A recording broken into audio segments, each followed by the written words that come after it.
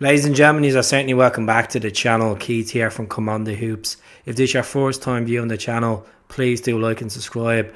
I'm going to say the calm before the storm. We have 8 days left in the transfer window. Are Celtic making any developments of getting a new goalkeeper? No. Any developments of getting a left back? Not at this moment of time. Or even cover for the centre back. It's quite frustrating for me to come on and explain them words to you folks. I'm a fan like you. I want the best for the squad moving forward. We've been hit with a handful of hamstring injuries and it's not looking good at this moment in time. Yes, we're joint top of the league. We've 6 points. We've St. Johnstone the weekend. I'm going to talk about a couple of players that are on the radar at this moment in time. First of all, Lewis Palma, an Honduran left winger. 23 years of age, plays European football for Greece. A team called Aris. Now, the Greek team, Aris, he's played it for them 38 times, 13 goals, 8 assists. He's right foot, 5'9". Steve McGowan broke the news last night. Celtic had placed a bid of 3.5 million for this Honduran left winger.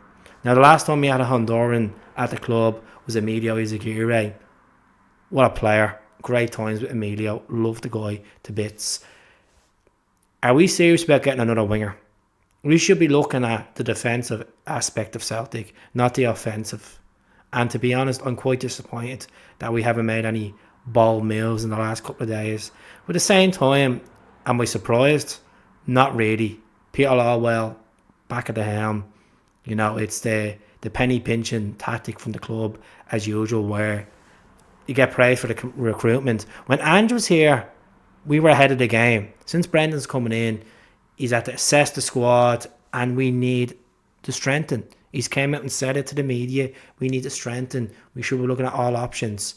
Even getting loanees at this rate, because I want to get players in the door that can do a job, because I'm not just worried about Ibrox. I'm worried about the Champions League. I'm worried about every game this season, because Kilmarnock will take experience from that, and other clubs will look at that game and say, you know what, we'll park the bus, let Celtic have all the possession, let them just fold, and we'll hit them on the counter-attack. And we're looking vulnerable at the moment defensively.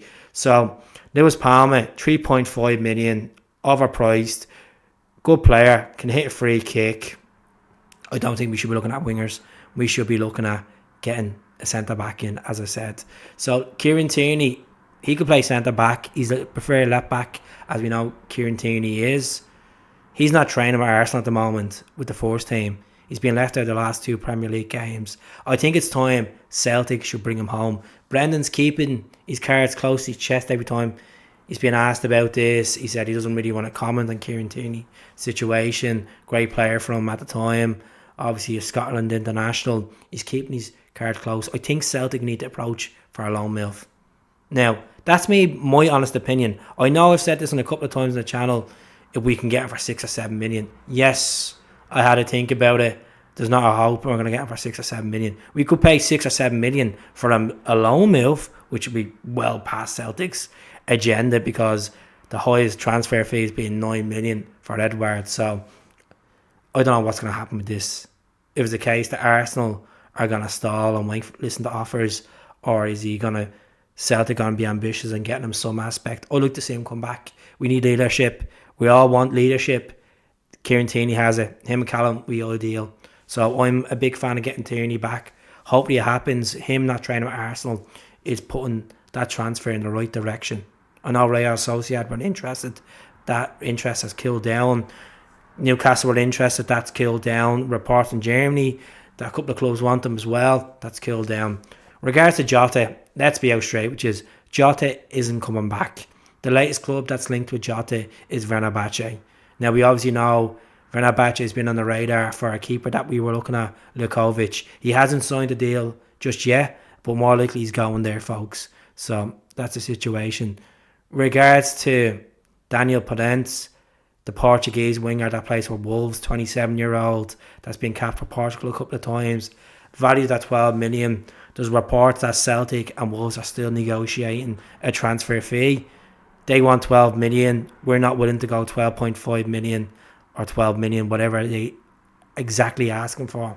And I think looking closer to the window closing so that Wolves will sell, because at the end of the day, a couple of players they've refused bids for at this moment of time, and they're looking to keep that crop of players. Obviously, at the start of the season, they were in a bit of financial trouble, but they obviously made up for that with the sale of a couple of players to Saudi Arabia and to other clubs. I can't see this happening, to be brutally honest with you. I can't see it happening. I think we need to expand and look at other options regards to wingers. I know I don't want another winger, but Celtic are clearly looking at wingers. So that's what's going to happen in regards to that situation. Reo Hatate, there was reports yesterday, he snubbed a new deal. He's in a contract to 2026. We're willing to offer him another deal to 2028, and he snubbed that deal. But the refresh reports is he's willing to listen to the club. Now, he's not back training with the squad until after the international break, which is mid-September. So we get Hatate back.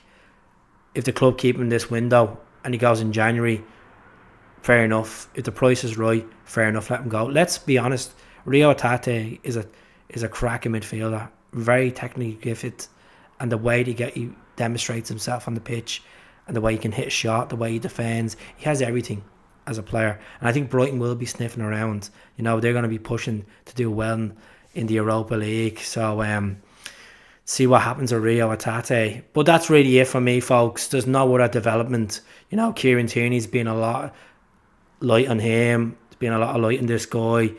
Palma as well. So do let me know in the comments what you think. Should we go for another winger? Should we be looking at a goalkeeper? Because a lot of these are saying a goalkeeper and a centre back. So do comment. It's crucial. Hell. Speak to you all soon.